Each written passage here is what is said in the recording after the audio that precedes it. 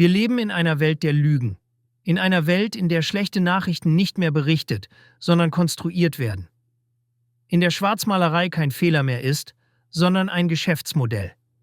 In Deutschland, in Österreich, in der ganzen EU prasselt jeden Tag dieselbe Botschaft auf uns ein. Alles wird schlechter, alles bricht zusammen. Der Westen ist am Ende, und wenn etwas nicht am Ende ist, dann erklären sie es eben trotzdem zum Untergang. Es ist ein Dauerfeuer der Angstpropaganda, das uns mürbe machen soll.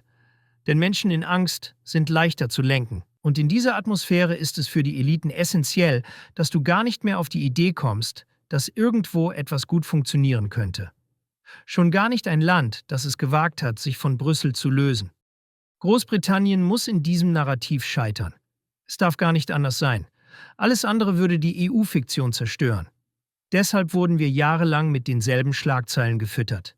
Brexit-Chaos, wirtschaftlicher Absturz, leere Regale, verlorene Arbeitsplätze, kollabierende Lieferketten.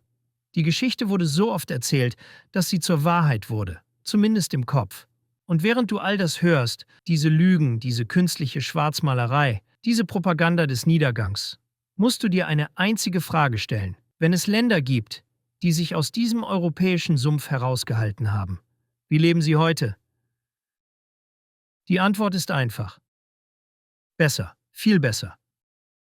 Denn mitten in Europa gibt es ein Land, das all diesen Wahnsinn nie mitgemacht hat.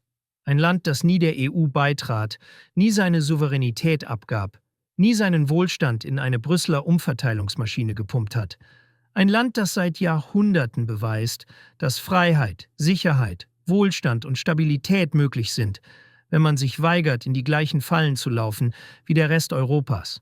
Dieses Land ist die Schweiz. Und genau diesen Weg, diesen Ausweg aus der EU-Depression, diese strategische Neuaufstellung deines Lebens, zeige ich dir in unserem Intensivseminar Erfolgreich auswandern in die Schweiz in Zürich.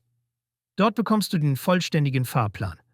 Aufenthaltsbewilligung, Pauschalbesteuerung, Firmengründung, Bankwesen, Vermögensschutz, der Weg zur Staatsbürgerschaft. Alles, Schritt für Schritt, präzise, praxisnah. Und das Beste? Dein Partner kann kostenlos mitkommen. Den Link zum Seminar findest du in der Beschreibung. Und jetzt, wo du weißt, dass es einen sicheren Hafen gibt, lass uns den Blick wieder auf London werfen. Es ist ein Weckruf für jeden, der noch an den Status quo glaubt. Doch dann platzt im Daily Telegraph ein Artikel in diese Echokammer wie ein Meteorit. Ambrose Evans Pritchard, einer der renommiertesten, gefürchtetsten Wirtschaftsjournalisten Europas, schreibt plötzlich: Großbritannien ist nicht in einer Krise. Großbritannien steht nicht am Abgrund. Großbritannien steht vielmehr vor einem wirtschaftlichen Aufschwung, der die gesamte EU alt aussehen lassen könnte. Er schreibt, dass wir eine Krise sehen wollen, weil sie politisch gewollt ist. Aber die Fakten widersprechen diesem Narrativ an jeder Stelle. Und was passiert dann? Plötzlich beginnen Menschen, die jahrelang geschwiegen haben, zu reden. Auf X, auf Reddit, in Kommentarspalten. Eine Welle von Erfahrungsberichten, Einblicken und bissigen Kommentaren bricht los wie ein Dammbruch. Ein Nutzer auf X schreibt: Ich arbeite bei einer großen KI-Firma in London.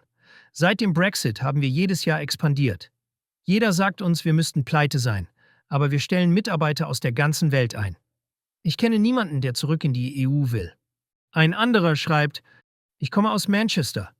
Wenn man nur BBC oder Guardian liest, glaubt man, wir wären ein Entwicklungsland. Dann schaust du dich um und denkst: Moment mal, wovon reden die eigentlich? Und einer der meistgeleakten Kommentare der letzten Tage lautet: Der Brexit war nicht das Problem. Die EU ist das Problem. Und sie kann nicht ertragen, dass wir nicht untergegangen sind. Genau diese Stimmen kennt man in Deutschland nicht. Sie werden nicht übersetzt, nicht zitiert, nicht erwähnt. Warum? Weil sie das zentrale Dogma gefährden. Brexit muss ein Desaster sein. Alles andere würde zeigen, dass man sich auch befreien kann. Doch der Telegraph-Artikel zeigt eben genau das Gegenteil. Und er zeigt es mit einer Härte, die man in Deutschland kaum glauben kann.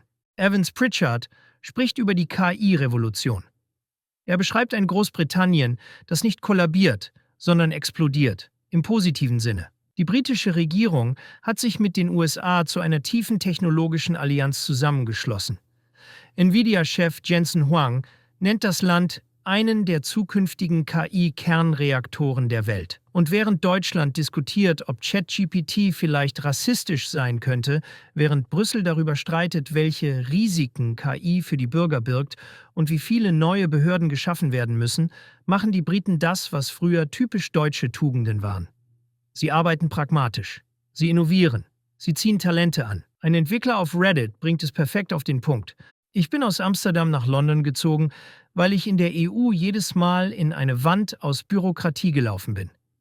In London hat mein Startup in 3 Wochen mehr erreicht als vorher in 2 Jahren. Und ein anderer schreibt, das EU AI Act ist das perfekte Beispiel für unseren Untergang. Die USA bauen Raketen. Die EU baut Regeln gegen Raketen. Evans Pritchard erklärt, dass die Produktivitätsgewinne durch KI in Großbritannien bereits sichtbar werden, während Deutschland und Frankreich noch gar nicht gemerkt haben, dass sie schon verloren haben. Während London an der J-Kurve nach oben zieht, steht Berlin am Fuß derselben Kurve. Nur dass es nicht nach oben geht, sondern in die andere Richtung. Die Kosten steigen, die Produktivität sinkt.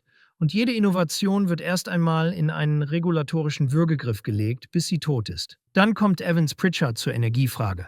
Und hier wird das Ausmaß der deutschen Selbstzerstörung endgültig sichtbar. Er beschreibt die enorme LNG-Schwemme, die in den nächsten Jahren die Gaspreise in Großbritannien halbieren wird. Das ist nicht einfach eine gute Nachricht. Das ist eine Überlebensgarantie für die britische Industrie. Denn Energie ist der Sauerstoff jeder Volkswirtschaft. Ohne Energie keine Chemie.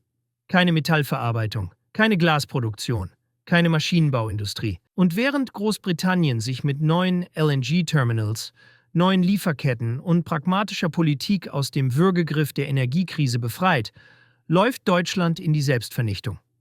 Die letzten Kernkraftwerke sind abgeschaltet. Die Gasversorgung ist zerstört. Nord Stream ist Geschichte. Die Kohle wird verboten. Der Wind reicht nicht. Und die Industrie stirbt. Auf Reddit schreibt ein BASF-Zulieferer, wir haben gerade erfahren, dass eine unserer Produktionslinien stillgelegt wird. Vorübergehend heißt das offiziell. Aber niemand glaubt das. Ich schaue mich nach Jobs in der Schweiz und UK um. Ein anderer schreibt, ich bin Schweißer. Früher hatte ich 3 Jobangebote pro Monat. Jetzt habe ich seit 18 Monaten keins mehr. Deutschland ist fertig. Briten lesen solche Kommentare und sind fassungslos. Denn in ihrem Land ist die Stimmung, trotz aller Probleme, nicht annähernd so düster wie in Deutschland. Evans Pritchard beschreibt dann etwas, das man in Deutschland fast für unmöglich hält. Großbritannien hat seine Verschuldung massiv reduziert. Und zwar nicht nur ein bisschen. Von 318% auf 222% des BIP. Das ist eine finanzielle Gesundung, die in Europa niemand für möglich gehalten hätte. Während Deutschland jeden Tag mehr Haftungen für EU-Staaten übernimmt, während Target 2 Salden explodieren, während Frankreich de facto insolvent ist und Italien am Limit, hat Großbritannien das getan, was ein souveräner Staat tun kann. Es hat seine Bilanz repariert. Und dann kommt der wichtigste Punkt des gesamten Artikels. Der Pessimismus, der in Großbritannien medial kultiviert wird, ist ein politisches Projekt. Es ist eine psychologische Kriegsführung gegen den eigenen Erfolg. Eine Konditionierung, die verhindern soll, dass die Menschen merken, wie gut es ihnen im Vergleich zur Europäischen Union geht. Ein Kommentar auf X bringt es auf den Punkt. Die EU-Bubble braucht die Erzählung vom Scheitern in Großbritannien. Wenn der Brexit funktioniert, dann ist die EU-Ideologie tot. Und genau das passiert gerade. Der gesamte Narrativkomplex kollabiert. Die Daten widersprechen der Geschichte. Die Realität widerspricht der Ideologie. Die Propaganda funktioniert nicht mehr. Und plötzlich merkt man, die ganze Zeit wurde nicht Großbritannien schlecht geredet, weil es schlecht lief. Großbritannien wurde schlecht geredet, weil es gut lief. Evans Pritchard schreibt es unmissverständlich.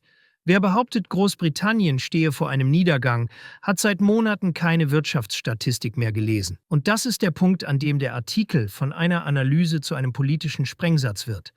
Denn wenn Großbritannien, das aus der EU ausgetreten ist, besser dasteht als der EU-Raum selbst, dann fällt das ganze ideologische Kartenhaus von Brüssel in sich zusammen. Für Deutschland bedeutet das, wir sind auf der falschen Seite der Geschichte. Wir zahlen, wir leiden, wir verlieren Wachstum, Wohlstand, Innovation und Energie, während die Briten sich befreien. Und die Schlussfolgerung ist brutal klar. Die Briten haben die richtige Entscheidung getroffen. Wir nicht. Die Briten haben gehandelt. Wir warten. Die Briten haben ihre Souveränität zurück. Wir geben jeden Tag mehr davon ab. Der Telegraph-Artikel, ohne es zu wollen, ist damit das größte Dexit-Argument, das je geschrieben wurde. Ein unbeabsichtigtes Manifest für individuelle Souveränität. Eine freundliche Ohrfeige für jeden, der immer noch hofft, dass Brüssel den eigenen Wohlstand garantiert. Für jeden, der sehen will, wie es außerhalb der EU weitergehen kann, ist der britische Weg das Gegenbeispiel zu unserem eigenen Niedergang. Und deshalb ist jetzt der Punkt gekommen, an dem man nicht mehr auf Reformen warten kann.